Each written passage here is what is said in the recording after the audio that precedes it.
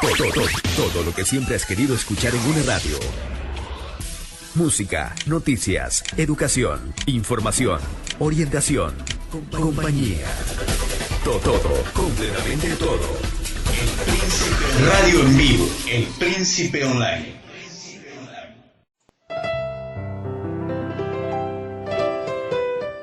A continuación, presentamos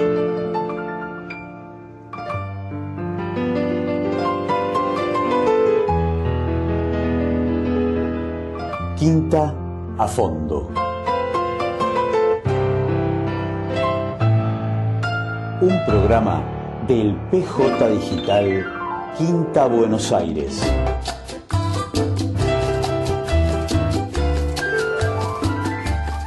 Justicia.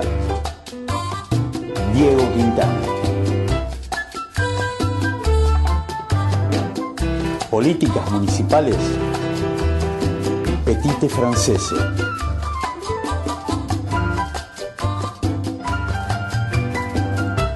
Derechos humanos.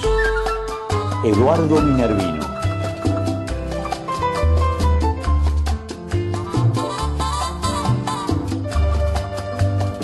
Salud y género.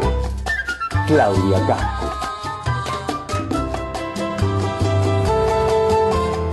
Política y sociedad. José Rubén Sentis. Conducción. Marco Massino. Los domingos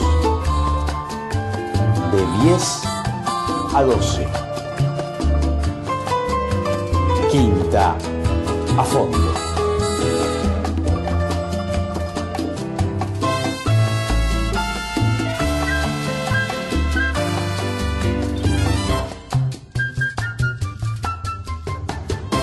¿Cómo les va? Un gusto de reencontrarnos en este domingo post-elecciones. Es raro porque los resultados, como siempre, terminan definiendo cuestiones que a la sombra de los planteos, de los análisis previos, aparecían de difícil definición. La remontada del Frente de Todos, sobre todo en la provincia de Buenos Aires, en el Chaco, en Salta, en Tucumán, en el norte argentino básicamente, la posibilidad de mantener, a pesar de haber perdido un par de senadores nacionales que obligará a la muñeca del bloque oficialista a afinar la puntería ante la necesidad de, por ejemplo, garantizar el quórum para votar las leyes que son necesarias para seguir adelante con el plan de gobierno. Decía, la paridad lograda en la provincia de Buenos Aires, que dejó en 15 diputados para cada fuerza, lo cual indica un empate técnico, lo discutan como lo discutan. Nos hace pensar que, como decía al principio, los números terminan definiendo debates que a veces se desploman en sus conceptos por falta de la contundencia del número. Sin lugar a dudas, hablando de números, hay un 40% o más de la sociedad argentina que no solo no votó el proyecto del Frente de Todos, que perdió 5 millones de votos en esta elección con respecto al 2019, sino que además se la puede caracterizar desde el punto de vista ideológico como una sociedad que ha ingresado en una suerte de tobogán de abandonar en ese tobogán conceptos básicos de la democracia. Hay una sociedad, una franja de la sociedad argentina que no le interesa, evidentemente, las formalidades del sistema democrático. Cambiemos y sus aliados reniegan permanentemente de los mecanismos institucionales que hacen al sistema democrático. La convocatoria a un acuerdo nacional propuesta por el presidente de la Nación suena vacía en tanto y en cuanto esa oposición a la que le habla no solo no lo escucha, sino que rehúsa todo tipo de acuerdos. Todos. Al Frente de Todos y a Alberto Fernández y a Cristina Fernández le quedan 2 años de gobierno. En 2 años se puede hacer mucho, se puede resolver y convocar a las mayorías nuevamente a protagonizar un nuevo tiempo. Pero se requiere de voluntad política, de audacia y fundamentalmente de un sentido orientado, es decir, una dirección clara hacia dónde queremos conducir la nación.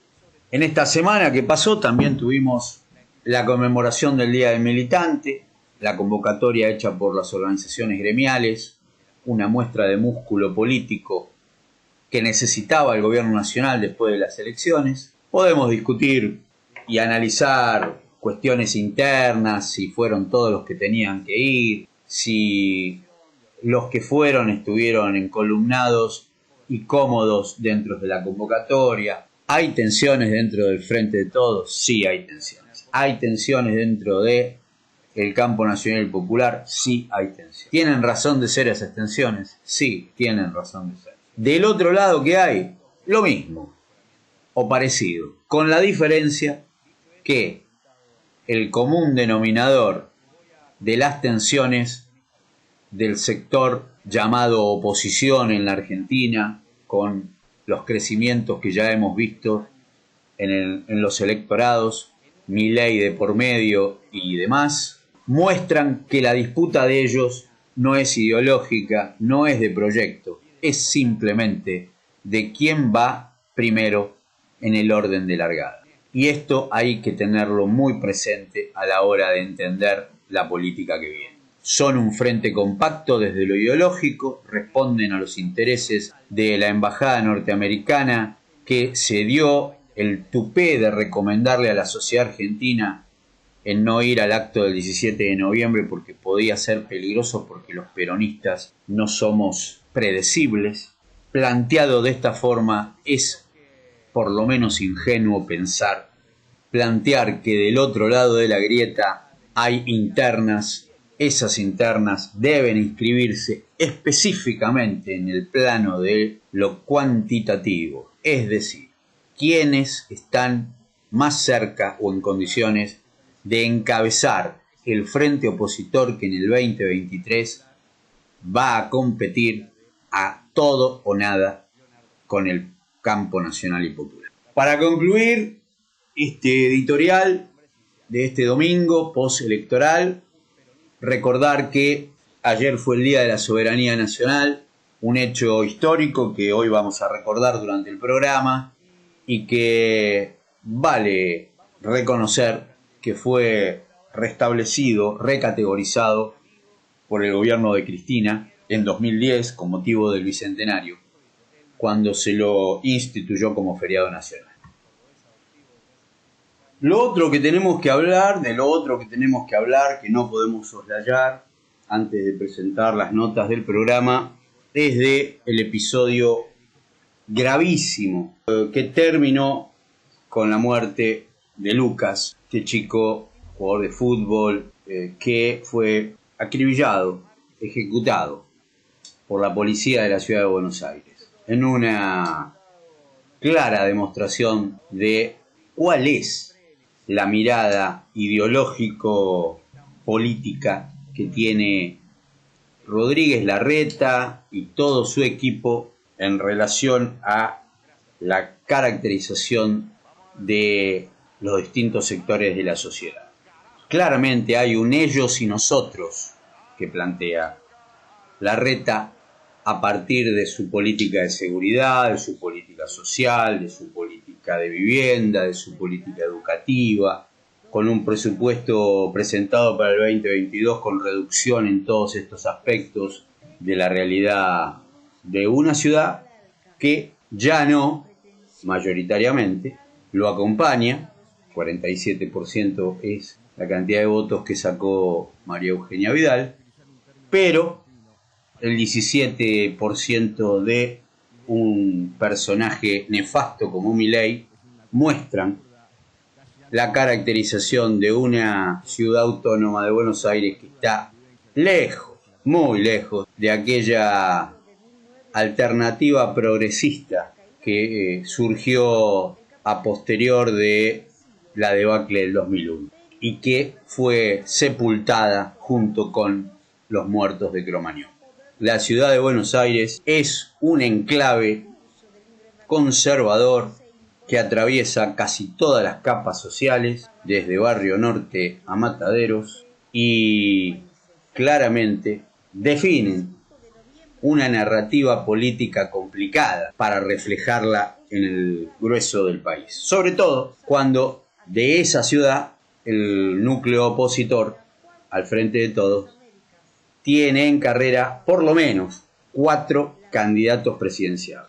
Esto no es un dato menor y hay que empezar a verlo, como decía al principio, no solamente desde el aspecto cuantitativo, porque eso les importa a ellos nada más, para ver quién encabeza, sino desde el aspecto estrictamente conceptual, de la caracterización del modelo político que proponen desde la oposición con vistas al 2023. Dicho todo esto, en esta mañana de domingo, a un poco más de un mes de terminar este 2021, los convoco a que nos acompañen en Quinta Fondo. Comenzamos de esta manera. Hoy en Quinta Fondo, Guillermo Gelinsky, subsecretario de Recursos Hídricos del Ministerio de Infraestructura, Vivienda y Servicios Públicos de la provincia de Buenos Aires.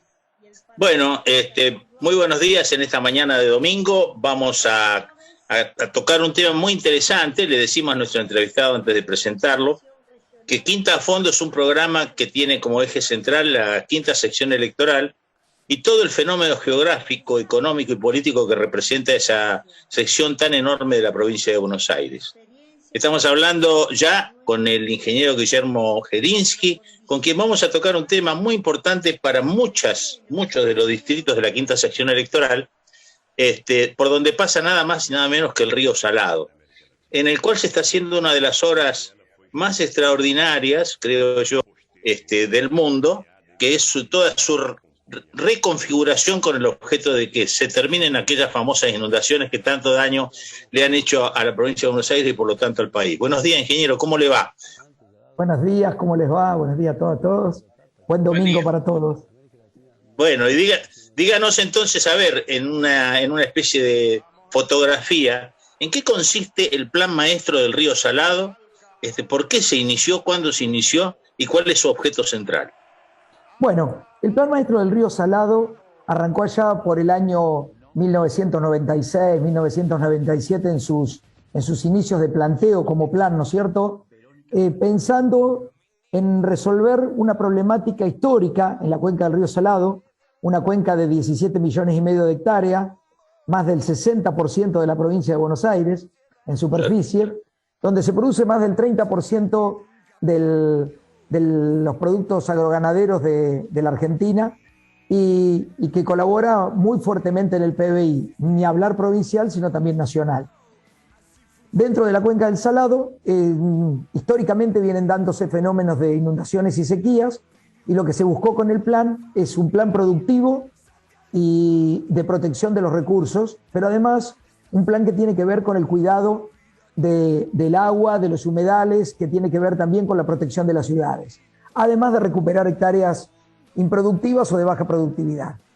Este plan comienza a ejecutarse allá por el año 2000, 2001, primero en el año 95, 96, 97 se hace todo el plan, gana una consultora muy conocida, gana la licitación para hacer el plan, Halcrow & Partners, una consultora inglesa, hacen el plan que abarca 59 municipios y que realmente es una obra magnífica, maravillosa, para tener una idea de la dimensión de lo que se viene haciendo hasta ahora, que son los tramos 1, 2, 3 y 4, se ha dragado casi 2 veces el canal de Panamá y más de 5 veces el canal de Suez en movimiento de suelos.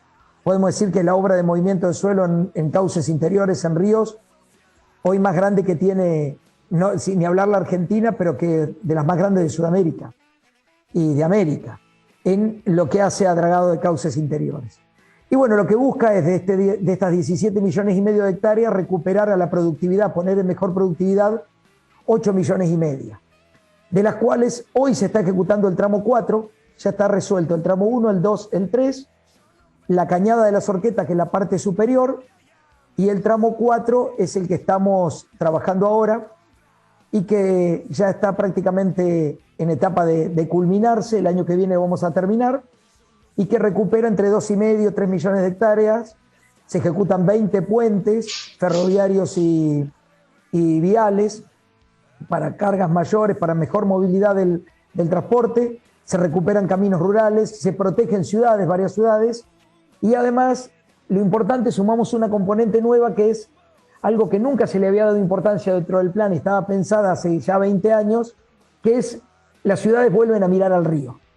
Entonces se están haciendo ya en 3 ciudades, en 2 ya se empezaron los trabajos, en 2 más están, 4, perdón, 2 empezaron los trabajos y en 2 más se están haciendo los proyectos de costaneras y parques en el río y balnearios para aprovechar turísticamente todas las zonas de localidades que van dando al río. Así que una obra muy, muy importante que en este tramo, como les decía, va a recuperar 2,5 millones de hectáreas para la producción. ¿Cuáles son las ciudades de la quinta sección electoral por las que pasa el río Salado? Si es que usted, que creo que tiene todo eso en la cabeza muy claro, por eso se lo pregunto. Y está el río, la parte que más intervención uno tiene es en la parte de Las Flores, General Belgrano. Ahí el río va cruzándolo justamente, Chascomús, General Paz, Monte. Toda esa zona está parte de la cuenca. Eso es lo que atraviesa el río en sí mismo, ¿no?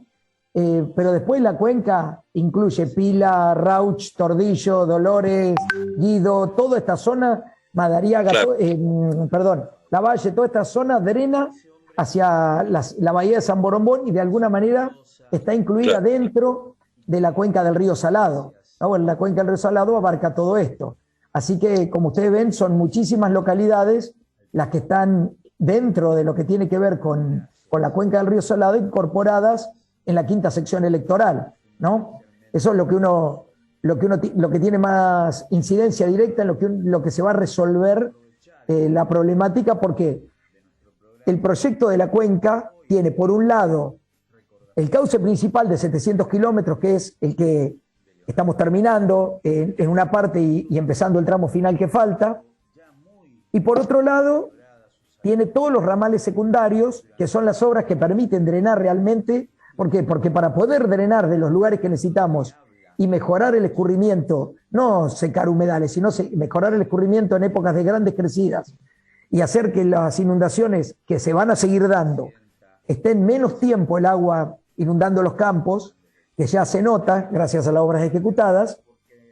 Eso se logra con ramales, con obras secundarias, con canales secundarios que van a lo largo de todos estos otros partidos que hoy en día no están quizá inclusive pegados o no sean linderos al cauce principal del río, como te podría decir Rauch o Dolores o Tordillo, Guido, que directamente después van a volcar a través de canales especiales, no como Las Flores, Belgrano, Chascomús con sus lagunas, Castelli, que están sobre el monte también, que están sobre el río, ¿no? Sino que justamente esto va a permitir, teniendo el cauce ya principal terminado, poder avanzar en las obras secundarias, que son las que más valor agregado le van a dar a esta gran obra. Aparte de avisarle que se ha incorporado a la mesa un hombre de Chascomús, que es Petite francés. Sí, señor. Pero una pregunta, el proceso inverso, digamos, si bien no va a eliminar las inundaciones, lo va a contener, la va a reducir y va a espaciar los tiempos que se vienen produciendo, ese es el objetivo. Pero el tema inverso, digamos, la época de sequía, puede servir como fuente de almacenamiento de agua y control del agua dulce, etcétera, que de alguna manera se desperdicia mandándolo segundo a segundo al mar, digamos. ¿Ahí puede haber un proceso inverso? ¿Está contemplado? Es muy buena esa pregunta, Rubén, por lo siguiente. El plan, originalmente, ya Meguino lo decía a principios del siglo pasado, retener y drenar en determinados momentos y no vaciar a través de canales que están continuamente sacando el agua.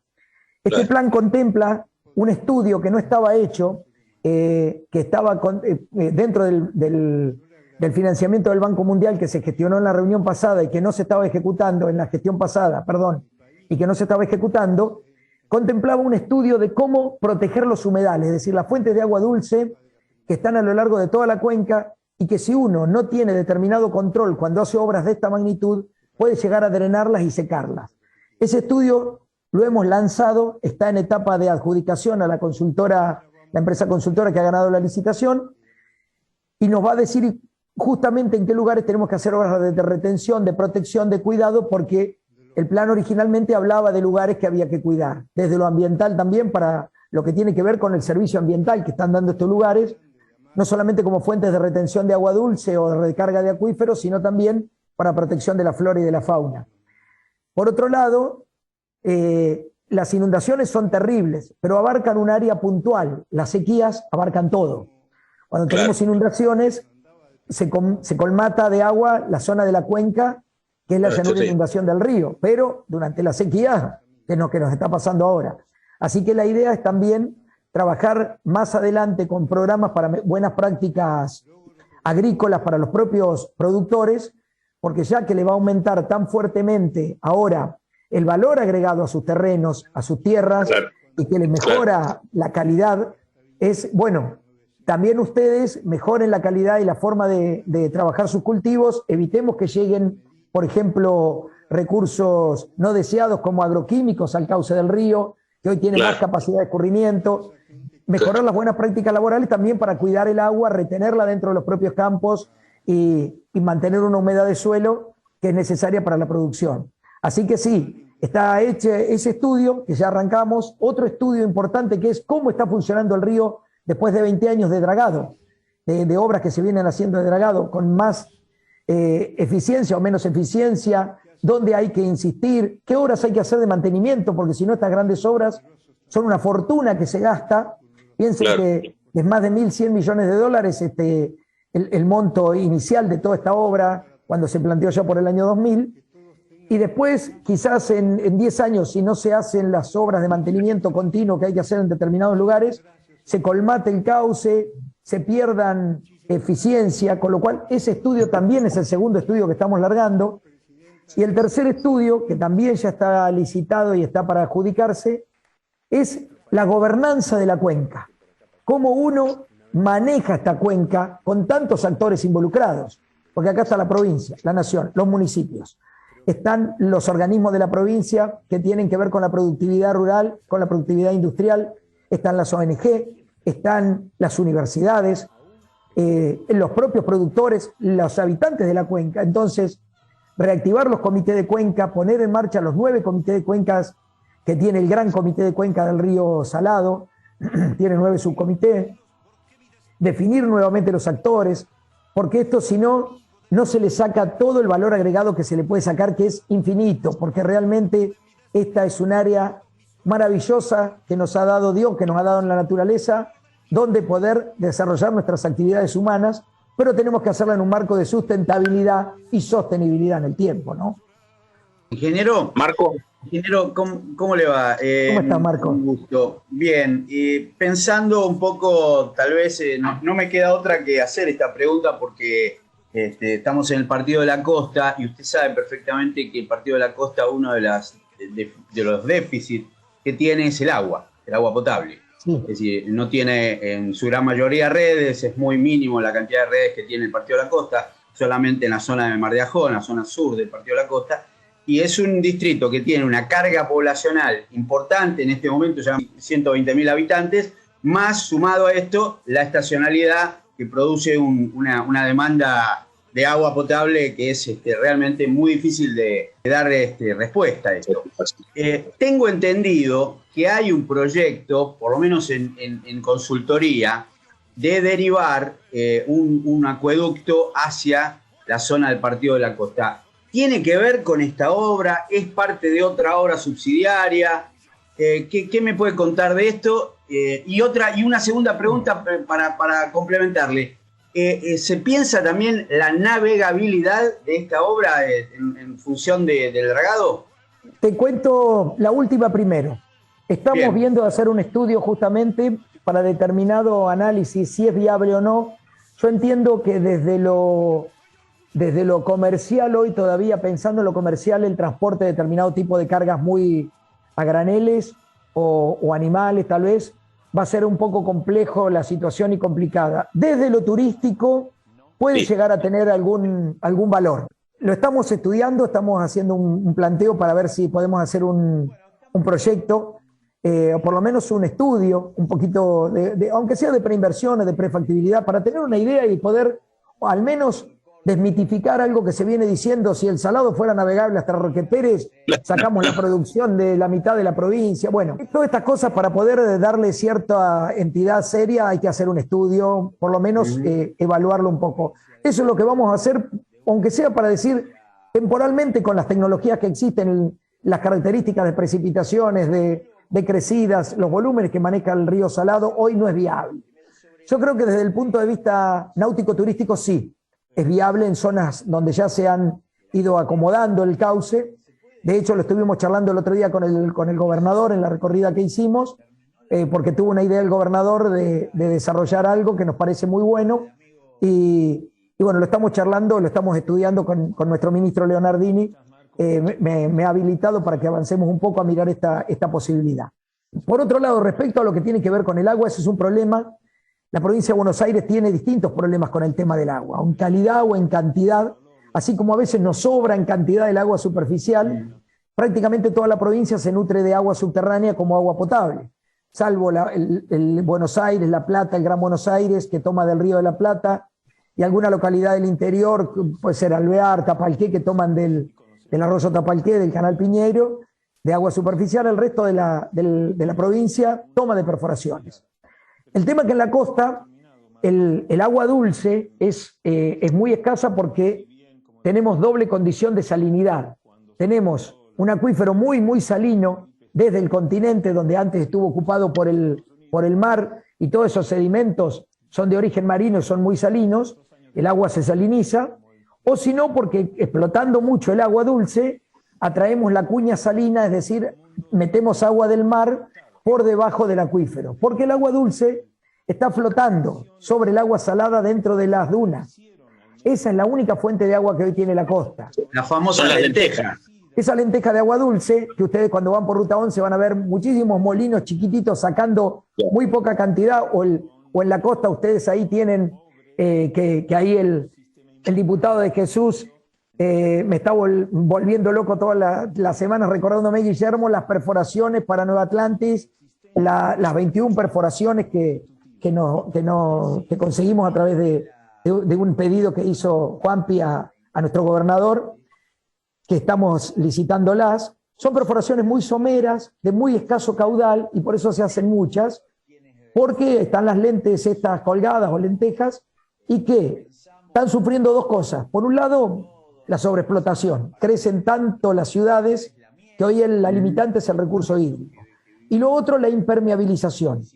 Ya las localidades de la costa, la localidad del partido también de Pinamar, Gesell, ya están pidiendo, junto con usted, el partido de la costa, que todas las obras hidráulicas de desagües pluviales de los barrios que se creen, o de las propias casas o algún emprendimiento, tengan pozo blanco, es decir, drenen lo menos posible a la calle y traten de recuperar agua al acuífero, porque es agua dulce el agua de la precipitación. Porque justamente la impermeabilización se ha perdido más de un 40% de capacidad de recarga de los acuíferos en las dunas por la impermeabilización del crecimiento en los últimos 50 años de toda la costa, desde San Bernardo, podemos decir, hasta Mar Azul. Así que todas las localidades de la costa han crecido muchísimo, y la fuente de agua es una. Con lo cual, para resumir, sí estamos trabajando en pensar un acueducto costero junto con otros dos grandes acueductos para provincia de Buenos Aires, pensando resolver el problema calidad y cantidad a los próximos 20 o 25 años. Todavía no hay nada, hay como un pequeño anteproyecto, se están estudiando, son obras muy caras, de muy larga data, requiere un acueducto de esta naturaleza, requiere 5 o 6 años, no por eso no hay que empezarlo, ¿no? Pero requiere un estudio importante, buscar la fuente de financiamiento, así que venimos trabajando en eso, pero como una cuestión todavía muy, muy verde, en el sentido que no se tiene un proyecto como para salir a licitar.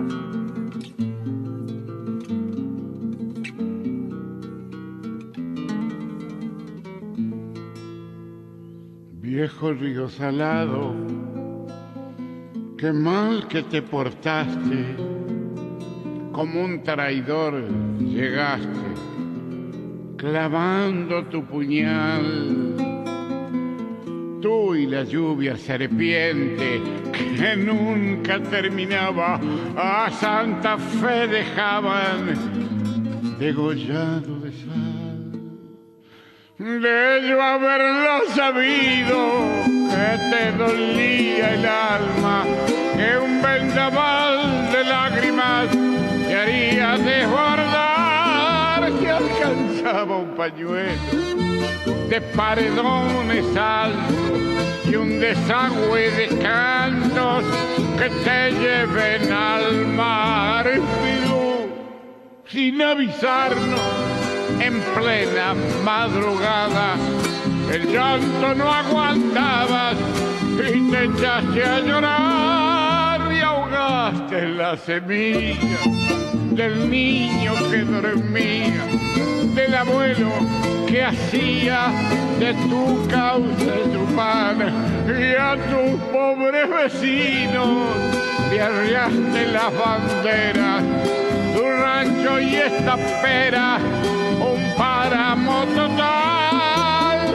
Qué mal que te portaste, ¿acaso te vengaste? Talaron tanto monte, te hicieron tanto mal. Hoy en Quinta Fondo, Guillermo Gelinsky, subsecretario de Recursos Hídricos del Ministerio de Infraestructura, Vivienda y Servicios Públicos de la provincia de Buenos Aires. Mirá, yo soy de los que ya estamos de alguna manera, digamos, recibiendo parte de las obras de la Cuenca Baja del Salado, pues somos los últimos, ¿no? Con Castelli y Lezama ahora, que era también parte de Chascomús en ese momento. Señor. Nuestra última inundación fue en el 2000-2001 y la más larga de mi historia, que ya va para 7 décadas. Nunca en mi vida de 7 décadas casi, pasé una década sin inundaciones y ya llevo 2. Yo digo que es porque vino Néstor, más allá de la obra del Plan Maestro, pero bueno, es la verdad. La pregunta comarcal es lo que vos decías al principio, la gobernanza. Acá Hidráulica desapareció como región y como un punto donde a toda esta zona, yo sé que se hace desde La Plata, pero en alguna época hubo dependencias de Hidráulica. Tiene dependencia en Dolores que se ha recuperado.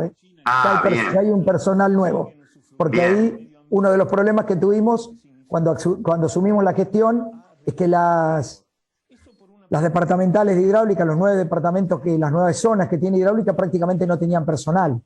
Y se nos está jubilando el personal original. Con lo cual Dolores hoy ya tiene una persona trabajando, un profesional, y estamos sumando gente en todas, nos pasa en todas, como lo ves vos, Petite, ahí en la zona nos está pasando en las 9 de hidráulica que nos está pasando en el ministerio, que encontramos devastado de profesionales el ministerio. Sí.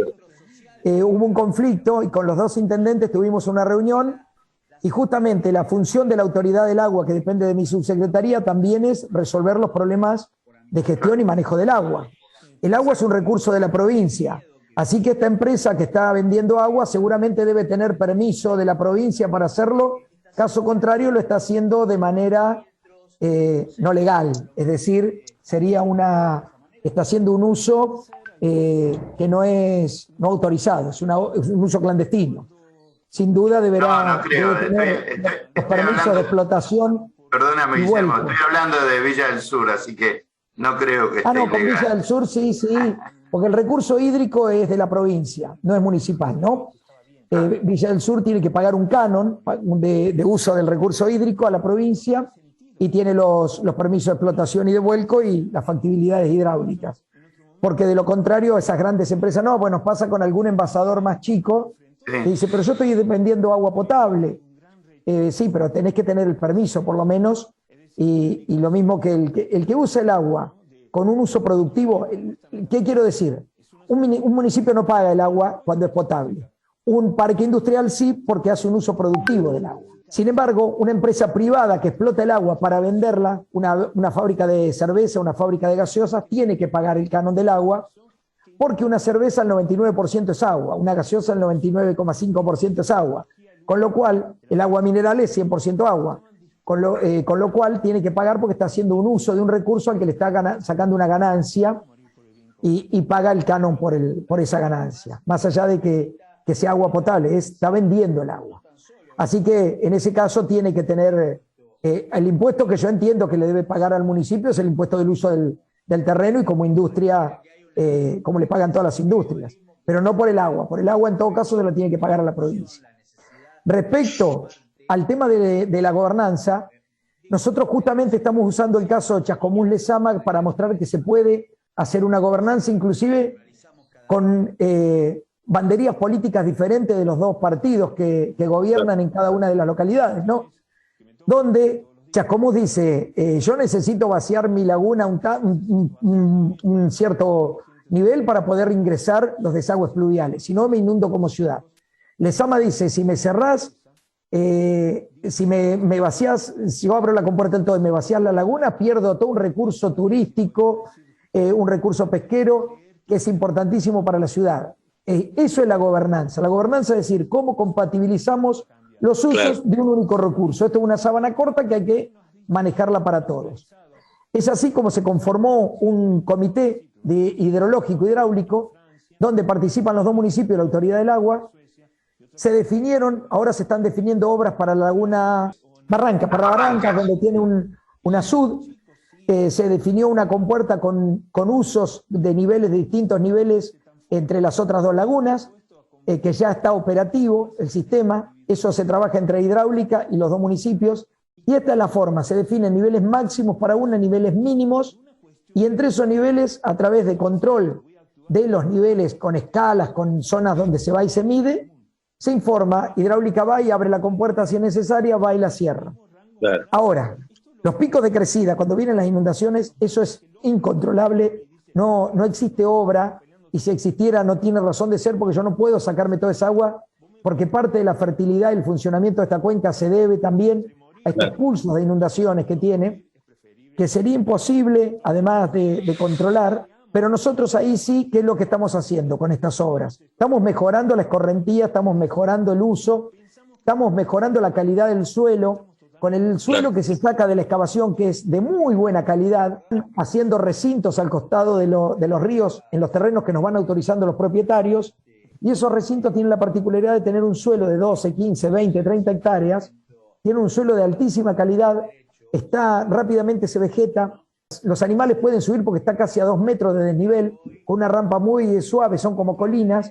Los animales en una crecida pueden subir ahí, no tienen la necesidad del vecino de entrar corriendo a tratar de sacarlos, saber que se le van a morir muchos, porque pueden estar ahí, tienen comida, les puede llevar comida ahí. Con lo cual, esto da un valor agregado inmenso, no solamente en que va a estar menos tiempo el agua, va a mejorar la fertilidad del suelo, sino que da protección también y ciertas garantías al propietario, ¿no? Sí, sí. No, que todas estas obras que uno dice, pero son geniales, como, aunque les parezca mentira, cuando subimos la gestión, el tramo 4, que es el más importante de 212 kilómetros, estaba en menos del 9%. Desde el año 2017 al año 2019 que nosotros asumimos, de un tramo se había realizado el 9%. En otro tramo se había realizado menos del 4%.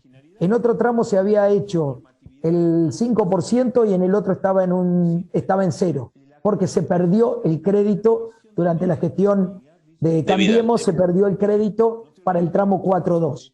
Hoy estamos en promedio arriba del 60% de los 3 tramos, estamos con más del 75% en el tramo 1B que financia el Banco Mundial, que directamente ejecuta la provincia de Buenos Aires. De una draga pasamos a 9, hoy tenemos 19 dragas en todo el Salado, más de 50 retroexcavadoras, más de 80 camiones, 780 personas trabajando de forma directa, y los tramos 3 y 4, dentro del tramo 4, el tramo 4.3 y el 4.4 que está financiando Nación, ya los tenemos arriba del 60%. Y el tramo 2 logramos en esta gestión que se licite ahora. En breve, a fines de año o principios del que viene, se va a estar licitando, lo va a financiar Nación, lo va a ejecutar Nación y lo va a controlar la provincia de Buenos Aires, y vamos a poder terminar el tramo 4 del Salado, Y además hemos reflotado ese crédito del BEI. El gobernador Kicillof recuperó ya 8 o 9 de los 11 créditos que tenía la provincia, de los cuales algunos se perdieron lamentablemente del todo, los otros estaban parados. Logró, entre otros, volver a trabajar con el Banco Europeo de Inversiones, y para el tramo 5, que son 71 kilómetros, que es lo único que faltaría para completar el cauce principal del Salado, que son unos 20 millones de metros cúbicos. Piensen que el tramo 4 son 100 millones de metros cúbicos. Pensemos que con una hectárea, para llenar una hectárea, con 1 metro necesitamos 10.000 metros cúbicos de suelo. Si queremos levantar una hectárea, una manzana, 1 metro, necesitamos 10.000 metros cúbicos. Acá estamos hablando de 100 millones, 200, para que ustedes vean la magnitud de la obra. Bueno, se va a licitar con el BEI el tramo 5 también. Estaríamos iniciando por lo menos el año que viene, y dejando, cuando terminemos nuestra gestión, dejaríamos iniciado el último tramo del Salado. Perdóname, vamos redondeando porque el ingeniero ya estoy viendo que estamos cerca del tiempo. Igual el próximo domingo, si ustedes quieren, yo no tengo problema, me vuelven a llamar, seguimos charlando de los distintos temas. Bueno. Yo agradezco a todos los medios del interior porque es la forma que tenemos de llegar a nuestros vecinos y poderle contar la gran cantidad de obras y proyectos que estamos haciendo, ¿no? Guillermo, la pregunta que va en dos partes, ¿no es cierto? Esta obra extraordinaria ha sido mayoría de administraciones peronistas en la provincia de Buenos Aires, si no me equivoco. Salvo ese tramo de Vidal. Exacto. Eso tiene además una consecuencia, por decirlo de algún modo, productivista. Este cambio enorme del río Salado, ¿corre para atrás a la ganadería y deja paso a más agricultura o es una integración? ¿Cómo es? Es una integración, porque la cuenca del Salado tiene distintas formas de producción. La cuenca alta del Salado tiene una productividad agraria muy alta, la cuenca baja es más bien una cuenca ganadera. Hay suelos que no se van a poder resolver, pero va a mejorar muchísimo la producción ganadera, como va a mejorar muchísimo el rinde en la producción agraria, todo lo que es la siembra. Pero esto además moviliza todas las otras áreas, porque acá se hacen caminos rurales, se hacen canalizaciones, se genera turismo local, que es muy importante, se hace protección de ciudades, se llega con recursos. El plan incluye la posibilidad de llegar a las localidades más comprometidas, con más necesidades, con obras también, como son obras de agua, de cloaca, que ya estamos haciendo en muchas de estas ciudades. Tenemos la inversión, una de las inversiones más importantes en la historia, en obras públicas, casi el 9%, el 8% del presupuesto.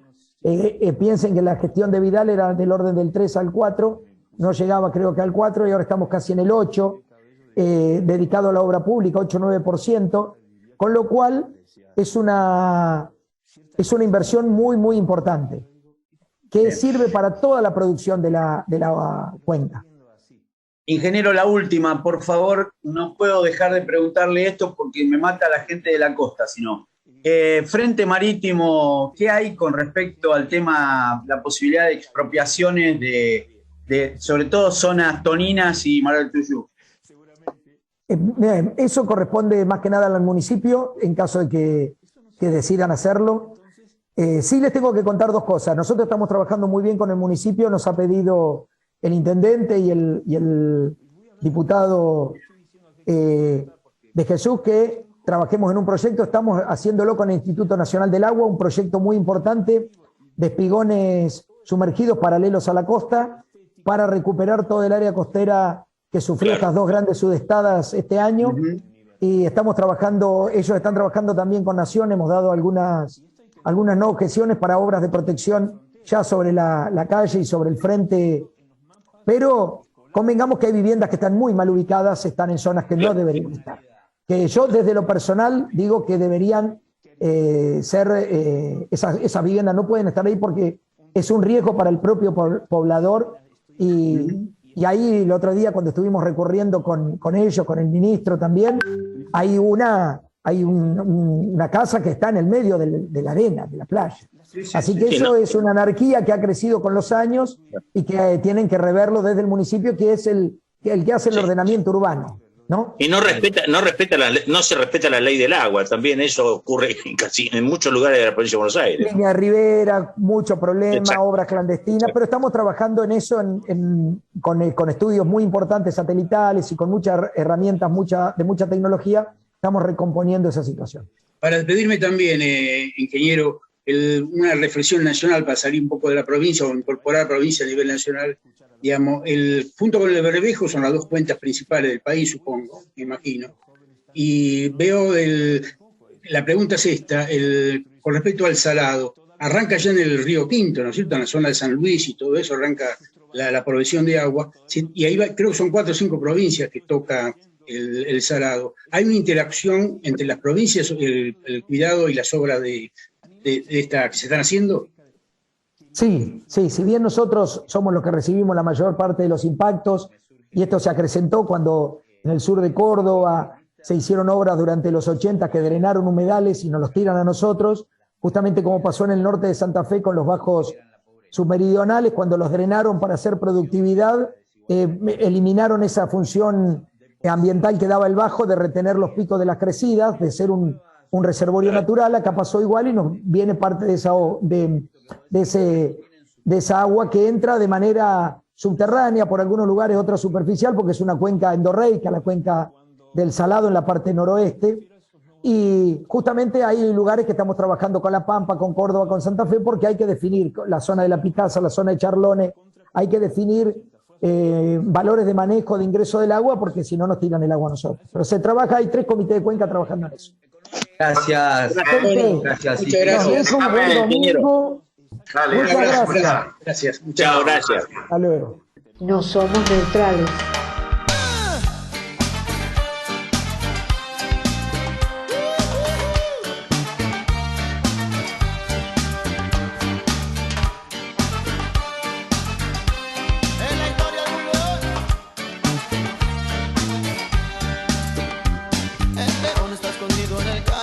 Y sabe bien lo que le va a pasar. Entonces saca su revólver y va a disparar. La policía lo rodea sin tregua. Lo buscan por ajuste de cuentas y es el sargento que sin vacilar abre fuego y le da. Orgullosos antes de morir, el León Santillán pronunció palabras ante los oficiales que desconcertados miraban y les dijo: queridos enemigos de siempre, y dejo este mundo de dolor. Que el santo de la gente va hacia el mar. Lo dijo el León. Llanto y dolor, sufrimiento de un pueblo se ahoga y se hunde en el mar. Manuel Santillán. Llanto y dolor, sufrimiento de un pueblo se ahoga y se hunde en el mar. Lo dijo el León. Manuel Santillán. Lo dijo el León. De San Telmo, lo dijo el León. Manuel Santillán, el León, lo dijo el León.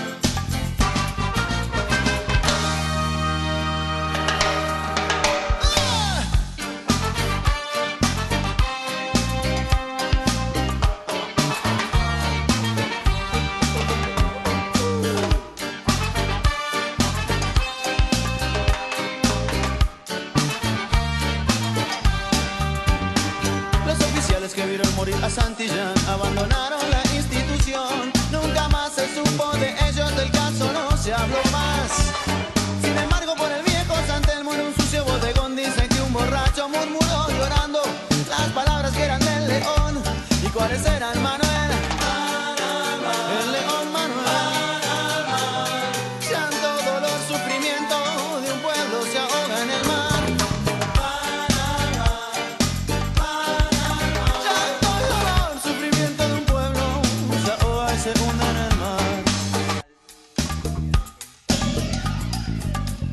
El movimiento peronista es de todos los que lo formamos y defendemos. Y allí radica el derecho que cada uno tiene de sentir y de pensar para el beneficio común, como lo establece el viejo apotegma peronista, que todos sean artífices del destino común, pero ninguno instrumento de la ambición de nadie.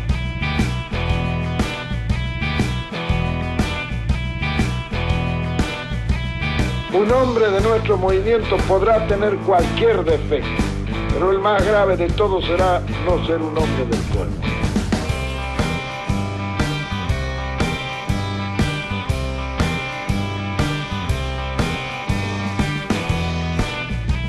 Los hombres que vengan al peronismo deben hacerlo con la voluntad decidida de poner todos los días algo de su parte para ennoblecerlo y dignificarlo. Los hombres son útiles en la medida de su capacidad y de su buena intención.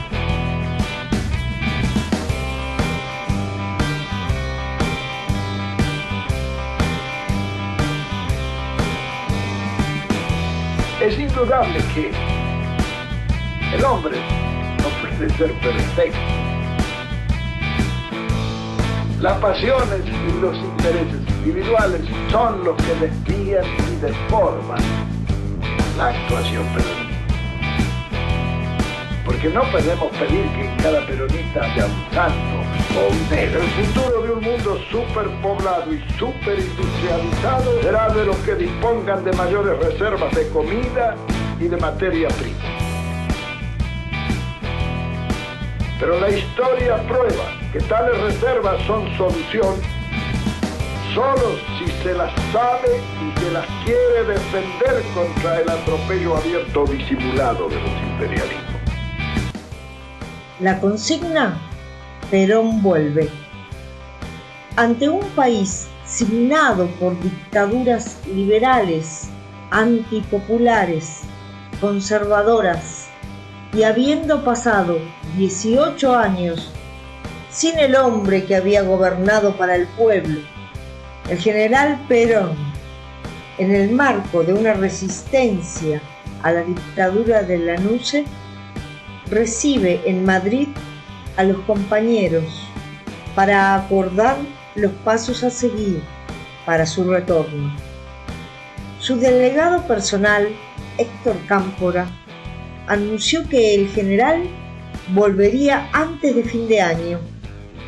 El 17 de noviembre de 1972, a pesar de cordones de soldados enviados por el gobierno de Lanusse para evitar que se acerquen a recibirlo, cientos de miles de peronistas se lanzaron a las calles bajo una fuerte llovizna y una sola consigna: Perón vuelve. Después de tanta difamación, tanto escarnio, es el día del gran triunfo del movimiento peronista. Por todo esto y muchas luchas más, el 17 de noviembre es el homenaje a los compañeros que sufrieron persecución, cárcel, exilio y arriesgaron su vida, y muchos la perdieron por traer a Perón de vuelta a su patria. Liberación o dependencia. Venceremos. Patria sí, colonia no. Voz y textos: Verónica Herchoren.